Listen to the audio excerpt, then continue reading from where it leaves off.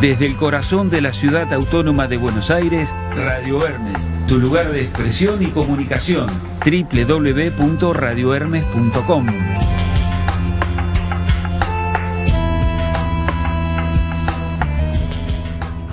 El vino es tan nuestro como el tango. Juntos festivalean cada año en Mendoza y recorren el mundo como una pareja perfecta. Es la hora de Vino el Tango. La información y testimonios del vino y los placeres enogastronómicos de la Argentina en junta con los mejores tangos. Mi barrio fue mi gente que no está, las cosas que ya nunca volverán. Una hora de Vino el Tango. Conduce el periodista Marcelo López Álvarez. Todos los años llega una nueva vendimia y de cada una siempre cosechamos algo nuevo. Descubrí la nueva imagen de Estancia Mendoza y renovemos el compromiso en cada brindis. Estancia Mendoza, estamos con vos. Vino argentino, bebida nacional, beber con moderación, prohibida su venta a menores de 18 años. Si mirando el programa de baile te dieron ganas de replicar los trucos, con Flow podés pausar en vivo y retroceder para practicarlos hasta que te salgan. Encontrá, vivir, reviví todo lo que te gusta. Series, pelis, TV en vivo, deportes y shows de música. Flow. ¿Querés estudiar y capacitarte en el mundo del vino con salida laboral en la Argentina y el exterior? Tenés que sumarte al Wine Institute desde cualquier lugar del país y el mundo. Entrá a www.wineinstitute.com.ar y asegúrate tu futuro en el mundo del vino.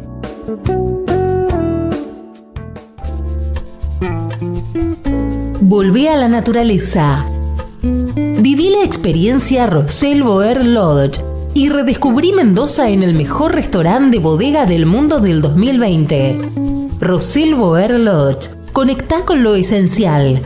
Informes y reservas en roselboerlodge.com.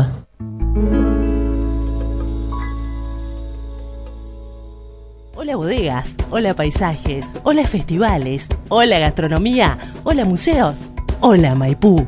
Maipú, cuna del vino y del olivo. Maipú.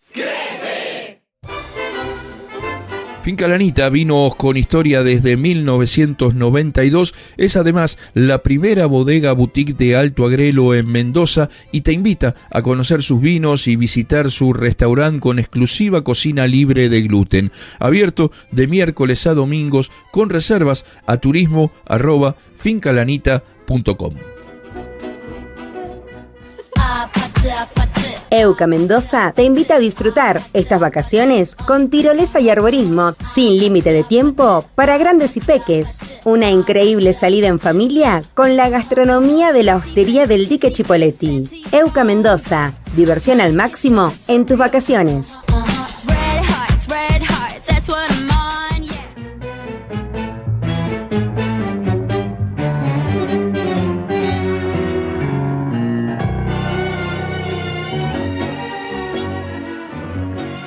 ¿Qué tal? ¿Cómo están? Bienvenidos a Vino el Tango, el programa que une dos pasiones argentinas y que cada 7 días tenemos el gusto de reeditar para ustedes con grandes tangos, las historias de sus creadores, de sus compositores, de sus intérpretes y por supuesto también entrevistas e información del mundo de la vitivinicultura argentina, porque está claro que el vino y el tango son dos pasiones que realmente unen a los argentinos por sobre cualquier distinción. Lo cierto es que en este programa vamos a conocer un proyecto muy interesante que viene desde el Valle de Uco. Vamos a escuchar grandes tangos de la historia del tango argentino y vamos seguramente a conocer, aprender o refrescar conocimientos sobre sus creadores, sus intérpretes, sus compositores. Bueno, sobre todo eso que tiene que ver con el mundo de la historia del tango argentino. Mi nombre es Marcelo López Álvarez. El gusto de saludarlos desde aquí, desde la provincia provincia de Mendoza para todo el país a través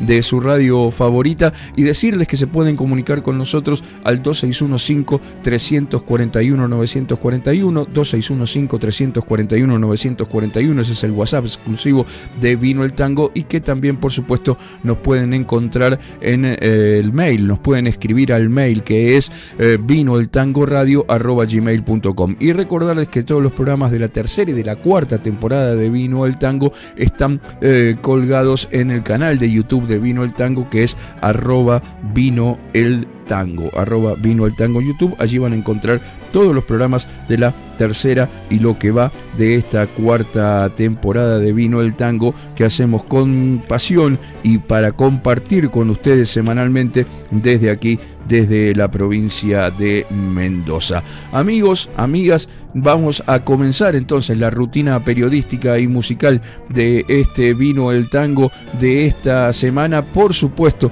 desde aquí, desde la provincia de Mendoza, deseándoles lo mejor a todos ustedes y que nos acompañen en esta próxima hora de muy buena música, de buena información sobre el mundo de la vitivinicultura, contándoles que ya estamos en el programa 18 de esta temporada de Vino el Tango y el programa 117 en la historia de esta emisión radial que pretende unir la pasión argentina por el vino y por el tango.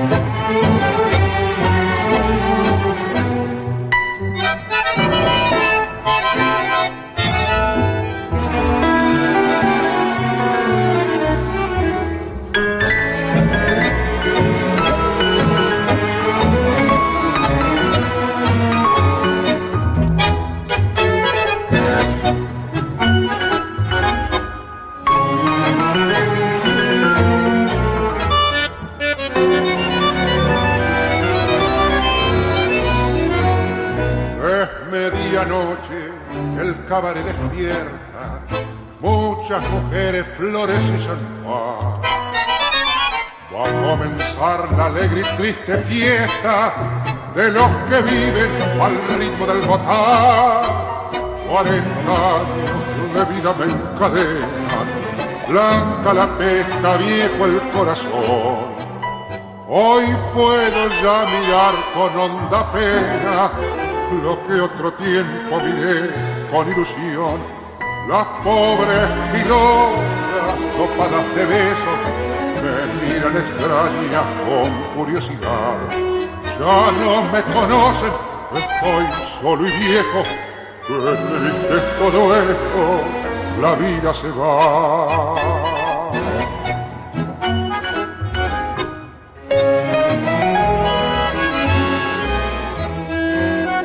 Un viejo verde que gasta su dinero emborrachando a Mimi con su champán.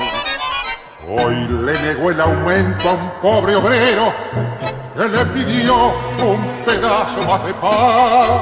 Y aquella pobre mujer que vende flores y fue en un tiempo la reina del Mormar, me ofrece con cariño sus violetas para alegrar tal vez mi soledad. Y pienso en la vida, las madres que sufren, los hijos que vagan sin techo ni pan, vendiendo la prensa, ganando 2 guitas. Qué triste es todo esto, quisiera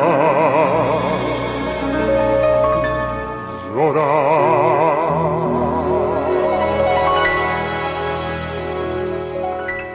La orquesta de Horacio Salgán, la inconfundible voz de don Edmundo Rivero para hacer Aquaforte, el tango compuesto allá en los arranques de la década del 30, en 1931, cuya música pertenece a Horacio Petorossi y la letra a Juan Carlos Marambio Catán, un hombre que tiene mucho que ver con nuestra provincia de Mendoza.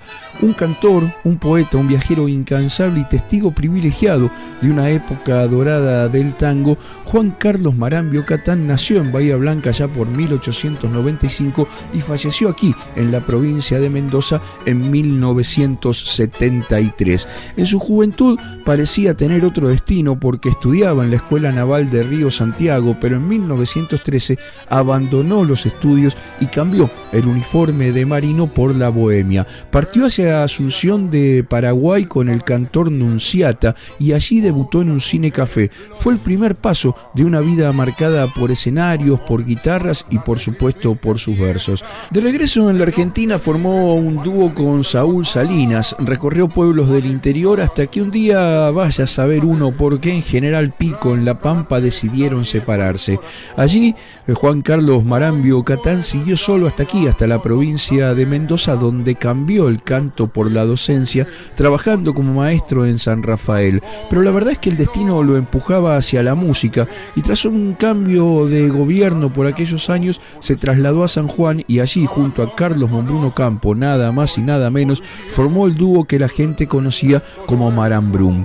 En 1923 se une a la compañía de Pepe Podestá en La Plata, reemplazando a Florindo Ferrario, y desde allí su carrera toma vuelo. Actúa en el Teatro Ópera, comparte escena con las grandes revistas de Manuel Romero o de Ivo Pelay, graba con guitarristas legendarios como José María Aguilar y Rafael Iriarte para la RCA Víctor. Después vinieron giras por el Uruguay, presentaciones en el Nacional de Corrientes, donde estrena nada más y nada menos que el primer tango de Enrique Santos Discépolo, Bizcochito, y se codea con Cerrillo, con Warren, con Donato y vuelve a recorrer el Uruguay. Pero la verdad es que el mundo lo llamaba y, contratado por Antonio de Bassi, recorre la costa del Pacífico. Cuando la compañía se disuelve en Perú, continúa solo, al igual que lo había hecho aquella vez en General Pico, llegando a Mendoza. Bueno, allí también se disolvió la compañía y decidió continuar solo hasta Colombia. Después bajó a Chile, cruzó a Bolivia y más tarde, ya vinculado a Julio De Caro, emprende la aventura europea que lo lleva a actuar en Grecia, en Egipto, en España, en Alemania, en Yugoslavia.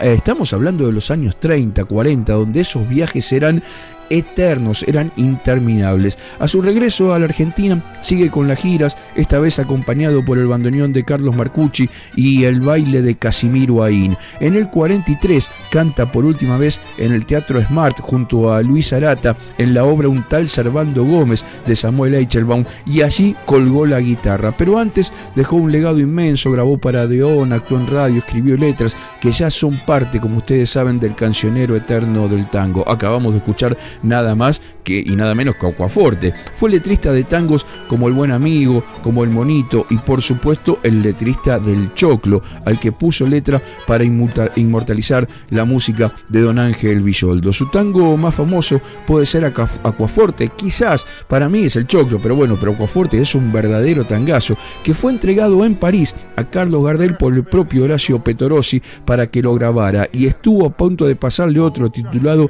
Empanadas Calientes, que según él ya estaba listo para el horno. Hablando de Gardel, se conocieron en 1915 en Salto, en la provincia de Buenos Aires, y se reencontraron varias veces, incluso en Francia, donde protagonizaron una de esas anécdotas que dicen todos que no pueden faltar los anecdotarios de Gardel y del tango. Dicen que una noche en misa, Gardel, Barbieri y Marambio Catán observaban como una hermosa tucumana bailaba el tango con un hombre elegante. Barbieri bromeó: parece que lo está enamorando al gringo ese, y Gardel pícaro le susurró algo a la dama. El caballero, al escuchar que lo llamaba notario, se acercó y con voz firme le dijo: no tanto otario, pibe, soy de Esmeralda y Corrientes. Era un rosarino disfrazado de dandy francés y se cuenta que rieron toda la noche. Lo cierto es que, ojo, en aquella época eran muchos los argentinos que iban a París a tirar manteca al techo, a disfrazarse de dandy franceses y darse la gran vida. Juan Carlos Marambio Catán fue más que un cantor, fue un viajero del tango, un sembrador de letras, un narrador de historias que hoy siguen sonando entre historias y bandoneones. Y lo cierto es que para terminar su vida, después de todas esas recorridas, volvió a Mendoza, volvió a radicarse aquí en la provincia de Mendoza, donde falleció en 1973. El cabaret despierta, muchas mujeres, flores y champán.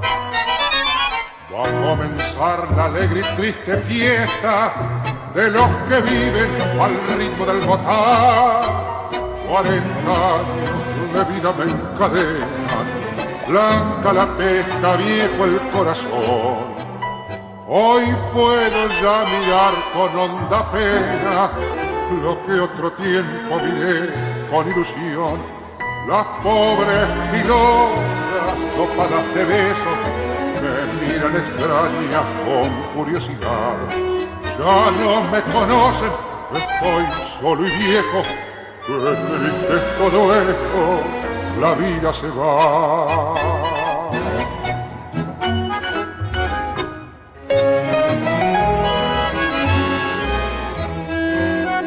Un viejo verde que gasta su dinero emborrachando a Mimi con su champán.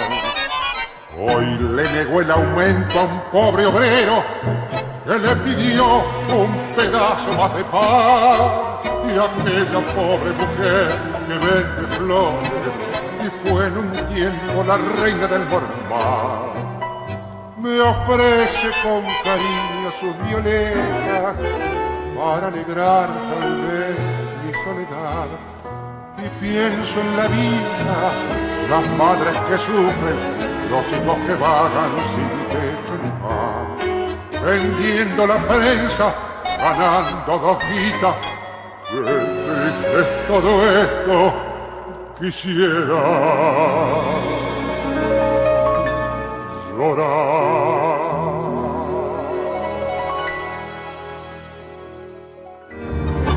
El mundo del vino y el tango lustran el piso juntos en Vino y Tango. Vino y Tango.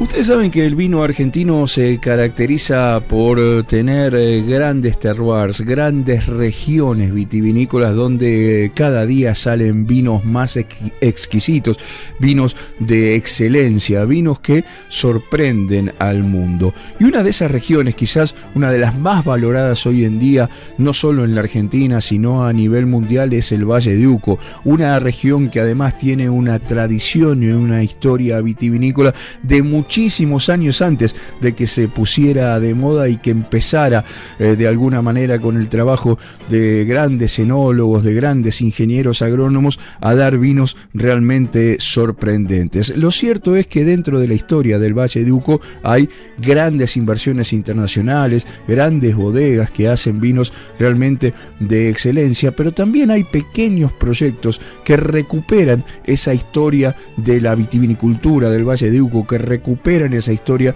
de la vitivinicultura argentina. Gente que con sus pequeñas viñas hace grandes vinos, otros que a la usanza de aquellas épocas le compran la uva al vecino, ¿sí? O a alguno cercano, y a partir de esa uva hacen sus vinos. Bueno, hay muchísimos proyectos de esos que son realmente muy destacables, y uno de esos proyectos es el que lleva adelante Federico Crowe, un mendocino oriundo de Tunuyán, que puso en marcha Pueblo Dormido, un proyecto que, como él dice, puede hacer lo que más le gusta, elaborar vino y empaparse de él y de su cultura, trabajando en la búsqueda de grandes vinos con identidad, logrados cuidadosamente y en pequeñas partidas, sobre todo para asegurar su calidad y mantener esa esencia, esa historia de la vitivinicultura argentina. Hacer vinos que sean, como también él dice, retratos del Valle de Uco, una zona que elige y que lo alberga desde siempre. Es una región, ustedes saben, con condiciones únicas, que permite lograr grandes vinos con diversas expresiones, porque tiene terroirs muy pero muy distintos dentro del propio Valle de Uco. Bueno, es un lugar realmente fascinante para descubrir y para hacer grandes vinos. Así que hoy, aquí en Vino el Tango, vamos a hablar de este proyecto Pueblo Dormido, este pequeño proyecto de Federico Crowe, que tuvo la gentileza de contarnos su historia y de contarnos qué es lo que están haciendo con Pueblo Dormido, que además es un proyecto no solo de grandes vinos en pequeñas partidas, sino que tiene sus características también literarias, también artísticas, de generar historias, que también es muy interesante. Precisamente en Vino el Tango comenzábamos charlando con Federico Crowe acerca de la historia de este proyecto y de cómo él puso en marcha este proyecto Pueblo Dormido. Es un proyecto que tiene ya 11 años. Uh-huh. La primer cosecha el primer vino de Pueblo Dormido fue año 2014. Uh-huh. Yo si bien no tengo formación de enólogo, hace varios años que hago vino y podemos decir que un poco el germen del proyecto fue que allá por los 2000 empecé a hacer vino como una curiosidad, algo que me atrapaba, que me llamaba la atención, como quien hace vino en su casa, sí, para beber uno con los amigos, con la familia. Uh-huh. Algo así como en la casa de mi madre tenía un pequeño espacio donde podía hacer algunos vinos que tomábamos en familia. Eso lo hice durante varios años, desde el 2008, y después de un tiempo paralelamente trabajé mucho en la industria vitivinícola, en diferentes bodegas asociadas al turismo, al marketing, a la venta. Uh-huh. Hice de todo un poco por diferentes bodegas mientras hacía mis vinos caseros, claro, digamos, de alguna manera. Y bueno, fue en el 2014 donde me decidí a empezar a hacer vino ya con la idea de venderlos, de ponerle una marca propia, un estilo propio, y bueno, fue ahí cuando me animé a dar un poco ese salto del hobby al trabajo, digamos. Claro, del hobby al proyecto vitivinícola, por decirlo de alguna manera. ¿Y te costó dar ese salto? ¿Qué es lo que te llevó a hacerlo? ¿Lo hiciste pensando en compartir un poco más el vino o ya lo pensaste incluso en ese arranque como un proyecto que escalaría hasta la dimensión que tiene hoy? El salto me costó un poco esa decisión, pero la verdad es que fue un paso bastante natural. Uh-huh. Después de, como te digo, dentro de la industria, haber pasado por diferentes lugares, claro, y haber visto como muchas cosas y haber realizado diferentes labores, uh-huh, en diferentes áreas.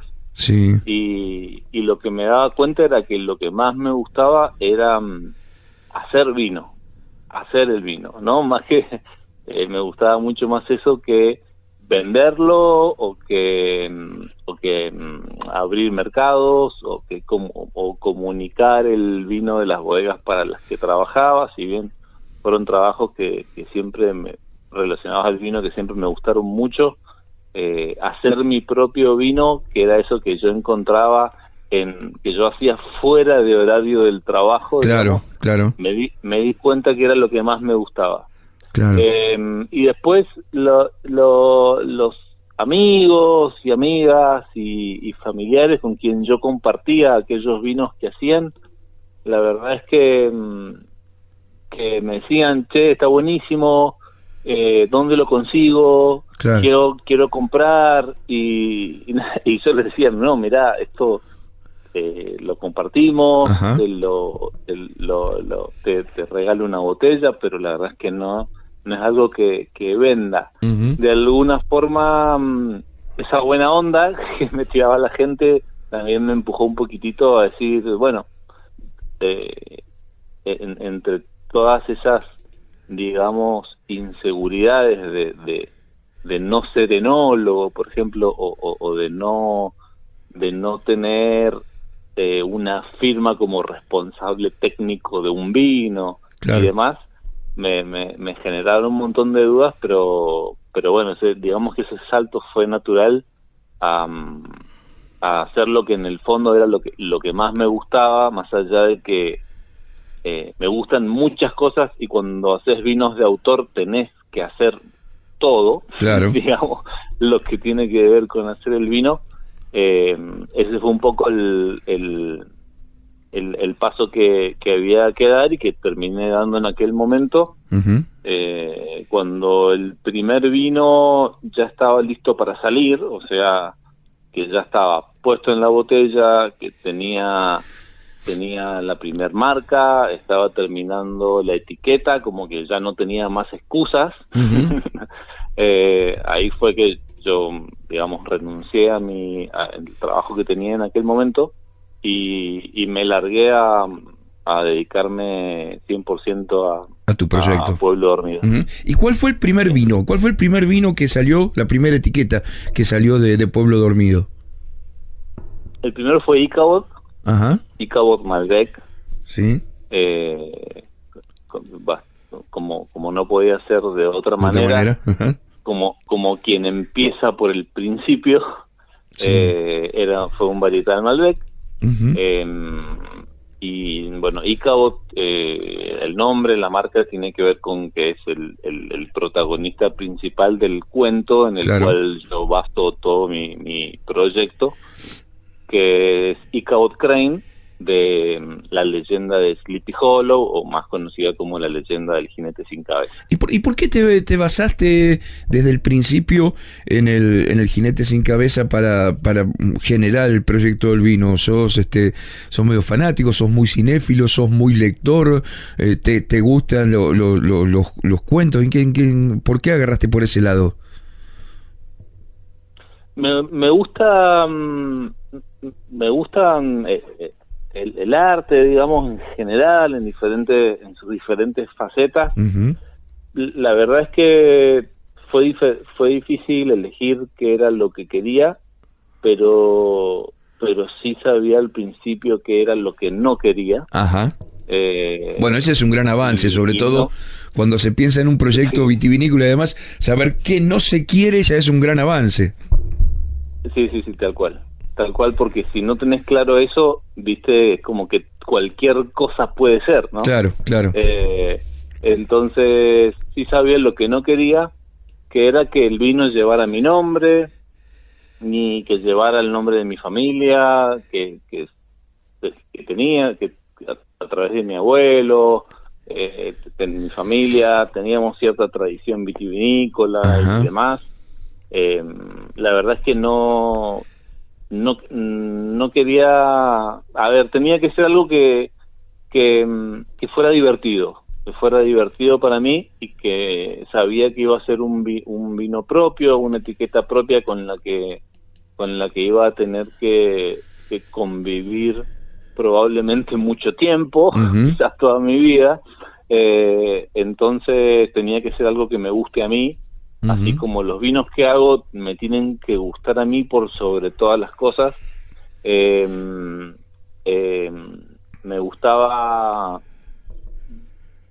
gustó mucho la historia cuando la leí, pero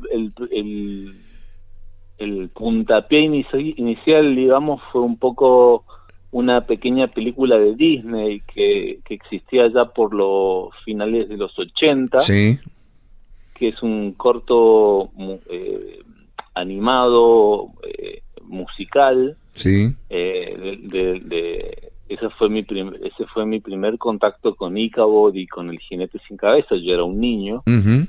Y ya después de más grande leí el cuento de Washington Irving, que es el autor del cuento, que se remonta por allá por 1820. Uh-huh. Y me gustaban la idea de que los vinos fueran personajes. Eso también era algo que quería. Me gustaba también la estética a la que me disparaba ese cuento. Uh-huh. Es un cuento como de amor, desamor, terror, etcétera. Uh-huh. Que no quería que mis vinos o que mis etiquetas fueran coloridas, ni ni pop, ni inocentes, de alguna forma. Claro. Entonces sí, ese cuento y ese personaje de Ícaro, de Jinete sin Cabeza, y toda la estética de Sleepy Hollow y demás, me permitían hacer como una estética de escalas de grises, de blanco y negro, y por ahí como ese dramatismo un poco que me rodea por todas las etiquetas, que desarrollamos junto a un gran amigo y artista que es Emiliano Dalmau. Ajá. Bueno, y después de Icabod, cuando eso empezó a caminar, empezó a andar, viste que tenía repercusión ya no solo entre los amigos, sino también en el mercado. ¿Cómo siguió creciendo el proyecto? Porque hoy ya tenés 4 etiquetas. Sí, así es. Y así fue dando pequeños pasos. Después vino Jinete sin Cabeza. Uh-huh. Después tenía un solo vino, y en esa primera etapa fue, hagamos una degustación. Y mi problema era, tengo un solo vino. Claro. Tengo un solo vino para la degustación. Entonces la idea siempre fue hacer una familia de personajes, y no personajes también, que fueran sumándose al proyecto, porque lo más lindo de hacer vinos y de beber vinos es hacer diferentes y probar como toda esa diversidad que te dan la genética de los diferentes varietales, y esos mismos varietales implantados en diferentes zonas, diferentes regiones, diferentes suelos, paisajes, etcétera. Entonces, Jinete sin Cabeza fue el segundo vino, un vino de tinto de corte. Uh-huh. de corte de cabeza, es un poco el chiste. Claro. Y ahí vino ese corte, que a diferencia del Icabod, que es un Malbec que es puro Malbec, 100% todos los años. Con Jinete sin Cabeza empecé a jugar con los cortes, y que más allá de que siempre tiene el mismo estilo, o siempre tiene la misma búsqueda a nivel enológico, es el vino con el que uno se permite jugar todos los años con componentes diferentes, variedades diferentes. Entonces así es como Jinete sin Cabeza siempre es, en su composición, digamos, un vino diferente, ¿no? Que puede tener Malbec, Cabernet Sauvignon, Cabernet Franc, Syrah, cualquier otra variedad, y me gusta un poco eso, ir cambiándolo año a año. O sea, cada vendimia va jugando con el corte, no es siempre el mismo. Exacto, uh-huh. Exacto. El corte no es siempre el mismo, y la composición varietal también va cambiando. Digamos, yo elaboro Malbec, Cabernet Sauvignon, Cabernet Franc, y siempre hay alguna pequeña cosita que hago, pequeña cosita, por decirte, 800 kilos, 1000 kilos, 1500 kilos, uh-huh, de alguna otra uva que en primera instancia las pienso para ese corte tinto. Claro. Uh-huh. Bueno, ¿y después de Jinete sin Cabeza? Y después de Jinete sin Cabeza vino la línea de Pueblo Dormido, uh-huh, que es no es así como me gusta a mí llamar a mis vinos, pero sería algo así como una línea reserva o algo así.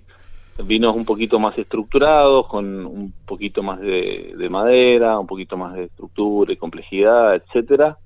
Un vino sin nombre sería. Uh-huh. Es el vino que tiene como una calavera en la etiqueta, uh-huh, que es un Cabernet Sauvignon. De Tupungato ha sido siempre ese Cabernet, uh-huh, las cosechas que lo he elaborado. Sí. Que si bien no es ningún personaje del cuento, es un poco el disparador de todo, ¿no? Claro. El Jinete sin Cabeza a mí me gusta basarme en el cuento original, en el que ese jinete decapitado es un personaje bastante humano dentro de su carácter de fantasma. Es bastante humano, bastante melancólico. Y él no es un decapitador serial, por ahí como si se lo presenta en la película de Tim Burton o en las series y demás, sino que él simplemente se levanta de su tumba las noches de luna llena para salir a buscar su cabeza y ser sepultado con ella. Claro. ¿No? Es como su búsqueda. Entonces esa calavera, esa cabeza en esa etiqueta es un poco el objeto que mueve todo el cuento, más allá de que no aparece y que se nombra poco a lo largo del cuento. A lo largo del cuento, exactamente. Eso es un Cabernet Sauvignon. Ajá, bien. ¿En qué gama de vinos ubicarías los productos tuyos? ¿En gama media, gama alta? Eso por un lado. Y por otro lado, ¿por qué te centrás solamente en el Valle de Uco? Mira, empiezo por la segunda. Dale. Yo soy tunuyanino. Ah, bien. Digamos que alguna conexión emocional tengo con el Valle de Uco. Yo vivo en Godoy Cruz actualmente y elaboro mis vinos en bodegas de Gran Mendoza, que me quedan, elaboro como tercero, digamos, en bodegas que me quedan por ahí más cerca de mi casa, pero soy tunuyanino, conozco la zona.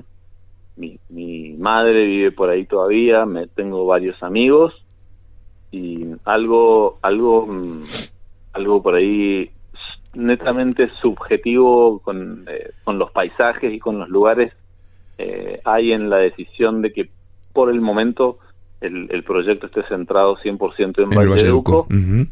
Y después por una cuestión de gustos también, no significa que Pueblo Dormido vaya a ser de Valle de Uco siempre, pero sí dentro de Valle de Uco es una zona muy grande, muy diversa. No es que uno se ha limitado haciendo solo vinos de Valle de Uco, lo que lo conocemos, sabemos que es grande, que es diverso, con muchas diferentes alturas y composiciones de suelo, diferentes paisajes, etcétera. Entonces ya dentro de Valle de Uco hay mucho con qué entretenerse y mucha cosa diferente que probar. Y nada, enológicamente me parecía que eran vinos súper frescos, expresivos, estructurados, con potencial de guarda y bueno, lo que nos da un poco esa altura, esos niveles de exposición solar, esa diferencia en suelos, una zona, bueno, no descubro nada, pero no me animo a decir la mejor, pero sí una zona que a mí me gustaba mucho como para empezar el recorrido de mi proyecto. Y después la idea del Pueblo Dormido, que es una especie de traducción inexacta, digamos, de Sleepy Hollow, que es ese pueblito que queda al sur de Nueva York, donde el autor se basa sus hechos de la leyenda. Tenía mucho que ver con recuerdos de mi infancia, con lugares que conozco, con esos pequeños distritos rurales de Valle de Uco, por donde uno anda siempre mirando uva, recorriendo. El Valle de Uco tiene que ver con eso, con que me gustan sus condiciones para hacer vino y me gusta de por sí andar por ahí. Seguro. ¿Y dónde ubicarías tus vinos? ¿En qué categoría los ubicarías? Mira, te diría que no hago vinos jóvenes. Tanto Ícabo como Jinete sin Cabeza, que digamos serían los vinos más entry level del portfolio mío. Son vinos para guardar, son vinos que tienen madera, son vinos te diría de una gama media, son vinos que me gusta que sean vinos fáciles de tomar, pero que también tengan cierta complejidad. Creo que me gusta en los vinos tengan esa complejidad que te pueda sorprender, digamos, ¿no? Que lo puedas tomar siendo joven, pero que también en la botella puedas guardarlos y que sigan estando vivos y con una buena evolución. Eso es lo que busco. Te diría que son vinos de gama media y media y alta. Después no sé, lo de alta gama tampoco lo tengo muy claro. Sí, es un gran universo, ¿no? Y a veces claro. Cuando uno descorcha el vino y lo prueba, ahí es también muy subjetivo del consumidor y dice, che, este vino es de la hostia, y por ahí descorcha una alta gama y dice, che, esto no parece para tanto. Bueno, después entra la subjetividad del consumidor también, por supuesto. Tal cual. Bueno, en sí mismo la palabra, el concepto de alta gama no me gusta mucho, decir verdad. Me parece que excluye, que pierde consumidores. Trato de hacer vinos ricos, que a veces parece que en la comunicación del vino eso hubiera perdido espacio, claro.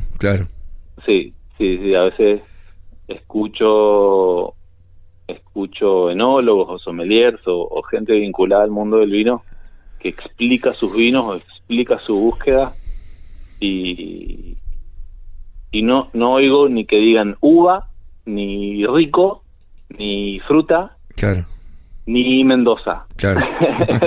Escucho un montón de otras cosas y me parece que es importante simplificar un poco más todo, complicarla por otro lado, porque a veces me dicen, che, por ejemplo con el tema de las etiquetas y del cuento y de eso, complicarlas por un lado pero hacerlas más simples por el otro. Claro, seguro. Y también otra búsqueda es que los vinos no sean excesivamente caros, claro, porque yo te puedo decir, sí, quiero que el vino sea asequible para la mayor cantidad de consumidores posible, pero también cuando hablamos de vinos de alta gama, uno ya se imagina vinos que le van a salir un ojo de la cara, ¿no? Claro. Y bueno, dentro de lo difícil que es para los pequeños productores el tema de costos y elaborar pequeños volúmenes y elaborar sin ser a veces propietarios de fincas ni propietarios de bodegas en pequeñas cantidades, no nos es fácil eso, pero sí se pueden hacer vinos ricos y de precios justos que el consumidor pueda elegir como buenos vinos en función de ese equilibrio, ¿no? Fede, ¿y cómo elegís los varietales? ¿Salís a buscar la uva en plena primavera? ¿Empezás a visitar viñedos? ¿Ya tenés algunos viñedos fijos? ¿Cómo vas haciendo ese proceso? De un poco de todo. Hay viñedos que elaboro a menudo, viñedos que ya conozco, productores que me gustan sus fincas, su uva, que las voy conociendo y que trato de mantener, que trato de seguir elaborando todos los años. Y también me gusta ir probando cositas nuevas. Claro. Eso también me parece importante para ir explotando un poco esa riqueza misma que tiene el Valle de Uco, que vos sabés, hacer un Malbec de la consulta no es igual al de Tupungato, ni al de Vistaflores, ni al de Los Chacalles, ni al de zonas más bajas, de suelos más fértiles. Explotar esa diversidad también es un poco el juego. Me gustaría hacerlo más. A veces los pequeños volúmenes te obligan a decir, bueno, esto es lo que voy a hacer este año, me gustaría hacer más, pero bueno, esto es lo que este año me quedo con esto. También a veces puede ser que una uva que compré el año anterior al siguiente año no está disponible, cosas que pueden ocurrir, pero bueno, también una de las buenas cosas de no tener finca, por ejemplo, es que uno puede ir haciendo como esa prueba, ¿no? Como esa degustación de viñedos, de alguna forma, que te permite bueno, la gran cantidad de uva y de productores y de diversidad que hay ahí en la zona. Seguro. Trato de hacer, bueno, las uvas las elijo en función de varietales que me gusten y bueno, y también por supuesto pensando en varietales que tengan un sentido comercial también, que les guste a la gente, que sean vendibles, claro, que tengan cierta demanda. Bien. A veces, viste, uno quiere decir que me encantaría hacer un Pinot Noir que tiene siempre cierta demanda, pero bueno, a veces, o un Syrah o un Merlot 100%, y a veces uno tiene que utilizar los recursos que tiene y la fuerza que tiene para continuar construyendo a partir de la base que uno va haciendo, y bueno, eso de ir probando e incorporando vinos nuevos es un proceso que ocurre, que va ocurriendo de a poco, a su ritmo, pero que ya irán viniendo. Así pasaba entonces por aquí por Vino el Tango Federico Crowe, contándonos acerca de Pueblo Dormido, este proyecto personal vitivinícola de pequeñas partidas que vale realmente destacar. El mundo del vino y el tango lustran el piso juntos en Vino el Tango. Vino el Tango.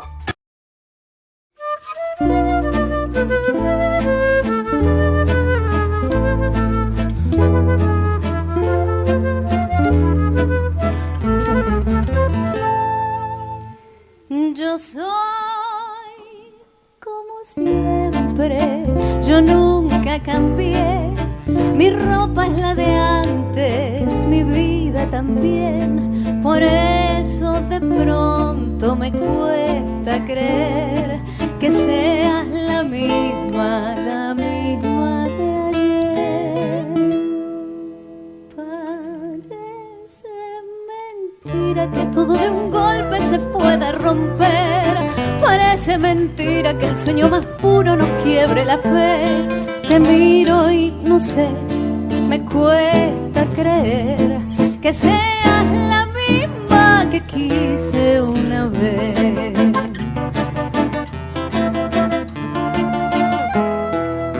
Son tus ojos, dos luceros, dos abrojos hechiceros, dos abrojos de luz que se queman en la noche de mi corazón. Son mis penas, 100 tormentas, son mis penas, 100 condenas, 100 condenas de horror que encadenan mi vida perdida detrás de tu amor.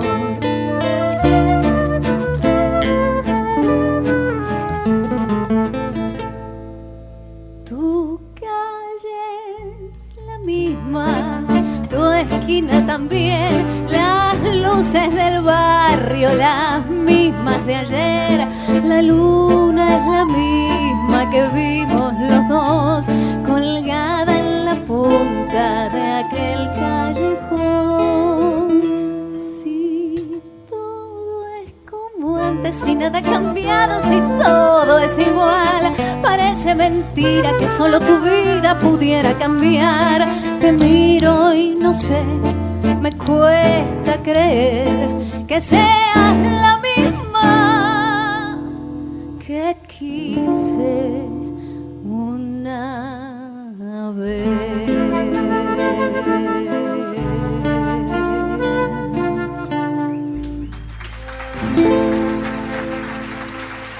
La talentosísima Natalia Lopopolo, gran cantante, gran escritora, ahora volcada más al mundo de la escritura, sobre todo de la escritura para niños y adolescentes.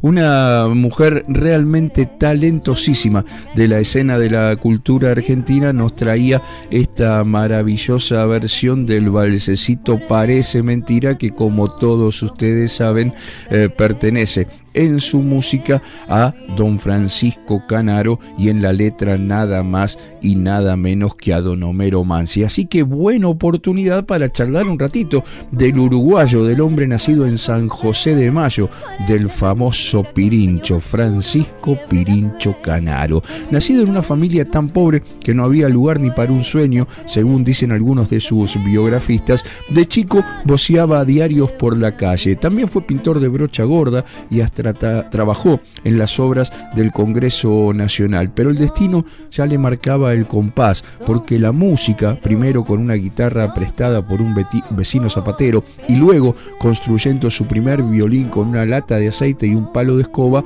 era lo que a él lo movía, y la verdad que el tango lo esperaba y él, por supuesto, no lo defraudó. El debut formal de Canaro fue en Ranchos, un pueblo donde la música sonaba entre disparos de revólveres y amores peligrosos en la provincia de Buenos Aires. Al regresar a la ciudad de Buenos Aires, conoció al gran Vicente Greco, el mismo que acuñó el término orquesta típica, y juntos comenzaron una carrera imparable. Desde 1908, Canaro se hizo parte del alma tanguera porteña. Fue el pionero en incorporar instrumentos como el contrabajo y también en darle voz a los tangos con los primeros estribillistas. El primero de su orquesta fue Roberto Díaz, y desde allí abrió un nuevo capítulo en la historia del tango cantado. En 1925, mediados de la década del 20, el tango conquistó París, y si lo conquistó fue porque con el tango llegó Canaro en París. Formó una orquesta con sus hermanos, llevó a Irusta, a Fugazot y a Lucio de Mare, y durante más de 10 años deslumbró a Europa. En el regreso, mientras otros desarrollaban estilos propios, él prefirió adaptarse y, siempre vigente, siempre hábil, usó la radio, el teatro, las giras interminables por el interior del país como un sinónimo de tango, y así fue. Su nombre se volvió sinónimo de la música ciudadana. Fue uno de los principales impulsores de los derechos de autor y desde 1918 estuvo luchando por ello hasta lograr en 1935 la fundación de SADAIC, institución que hasta hoy es obviamente la que defiende los derechos y los dinerillos de nuestros músicos. El edificio de la sociedad de hecho fue levantado en un terreno que él mismo compró en una de sus primeras acciones en el sindicato de los autores y compositores de música. Entre sus obras más conocidas obviamente están La Última Copa, Sentimiento Gaucho, El Chamullo, Charamusca, Se dice de mí y por supuesto Madreselva, ese tango eterno que le escribió un segundo nombre al romanticismo arrabalero. Pero no todo fue éxito. El cine, en su productora Río de la Plata, no logró traerle ningún fruto, y sin embargo su legado en el teatro musical fue contundente. Espectáculos fastuosos, cantores galanes y orquestaciones sinfónicas que transformaban el tango en una ópera popular exitosísima y que se aburría de vender entradas. Canaro falleció el 14 de noviembre de 1964, víctima de la enfermedad de Payet, y dejó una fortuna repartida entre su esposa y las hijas nacidas de un amor de juventud. Pero más allá del dinero, su herencia verdadera fue otra: el estilo, la visión y una industria del tango que él mismo ayudó a fundar.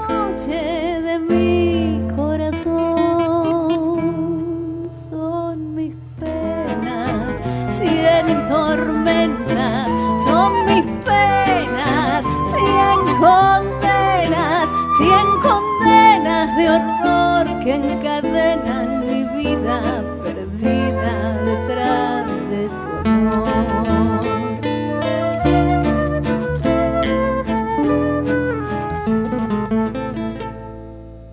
Tu calle es la misma, tu esquina también, las luces del barrio las mismas de ayer, la luna es la misma que vimos los dos, colgada en la punta de aquel callejón. Si todo es como antes, si nada ha cambiado, si todo es igual, parece mentira que solo tu vida pudiera cambiar. Te miro y no sé, me cuesta creer que seas la misma que quise una vez.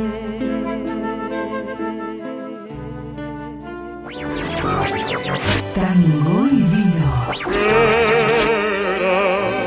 Para mí la vida entera Viviremos el cuento lejano. nada queda en tu casa natal. Dos pasiones argentinas que vuelan juntas en Vino el Tango.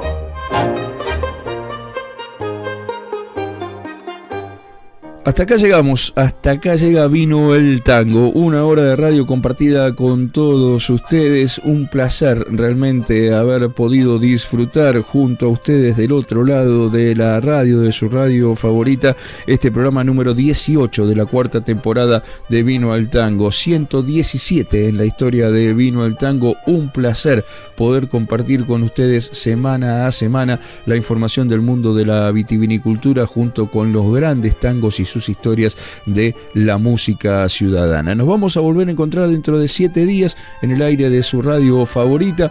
Nosotros por ahora les decimos que nos pueden escribir durante toda la semana al 2615-341-941, 2615-341-941, el WhatsApp exclusivo de Vino el Tango, o también lo pueden hacer al mail vinoeltangoradio@gmail.com. Como cada semana nos vamos con el maestro Carlos Gardel cuando ya estamos en junio, mes donde se cumplirá un nuevo aniversario de la partida del más grande de la música ciudadana, y nosotros nos vamos a volver a encontrar, como les decía, dentro de 7 días. Con el maestro Carlos Gardel les deseamos la mejor semana posible y salud con un gran vino argentino.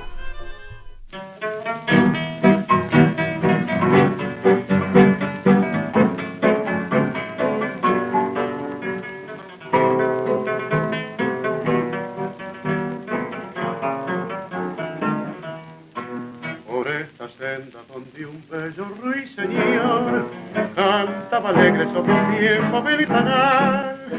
Por esta senda yo he volcado de mi infancia las arrogancias de mis años de esplendor. Allí del canto de las brisas aprendí las armonías de una dicha singular, y el alba radiante con su deslumbrante corona de rosas me enseñó a adorar. Besa, senda, donde mi alma aprendió a querer,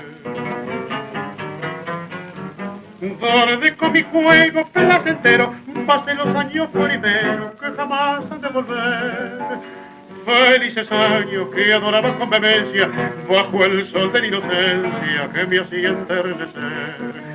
Soy un jilguero que va volando, volando, y su canto va dejando con infinito fervor. Pues en tu senda que está llena de esplendores, con las más fragantes flores hice mi nido de amor. En un recodo de tu senda está mi hogar, donde mi amada con dulcísima emoción dice a la vida la belleza que la inunda con las palabras que modulan tu canción.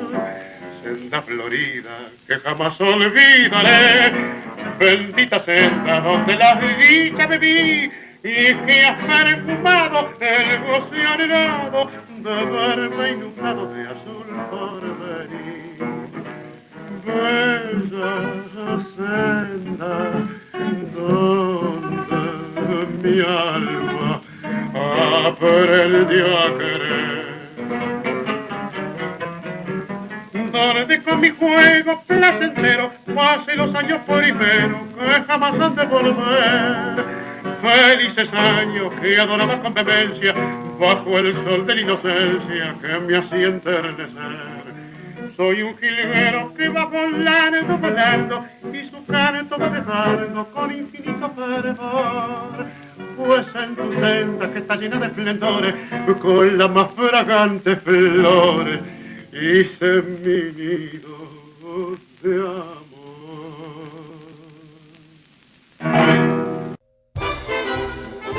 Finca Lanita, vinos con historia desde 1992, es además la primera bodega boutique de Alto Agrelo en Mendoza y te invita a conocer sus vinos y visitar su restaurante con exclusiva cocina libre de gluten, abierto de miércoles a domingos con reservas a turismo@fincalanita.com.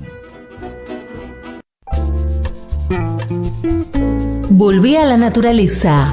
Viví la experiencia Rosell Boer Lodge y redescubrí Mendoza en el mejor restaurante de bodega del mundo del 2020.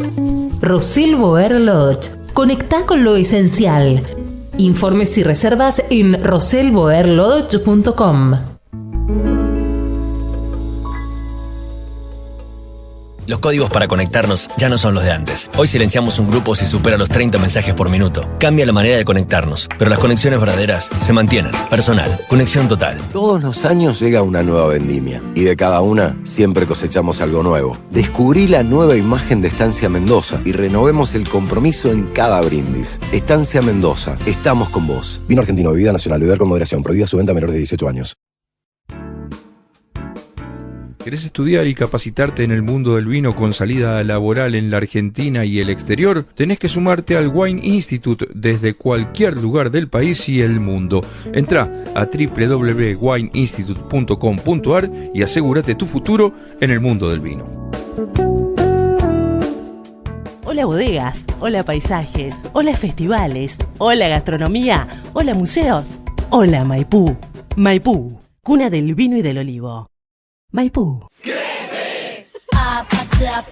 Euca Mendoza te invita a disfrutar estas vacaciones con tirolesa y arborismo sin límite de tiempo para grandes y peques. Una increíble salida en familia con la gastronomía de la hostería del Dique Chipoleti. Euca Mendoza, diversión al máximo en tus vacaciones.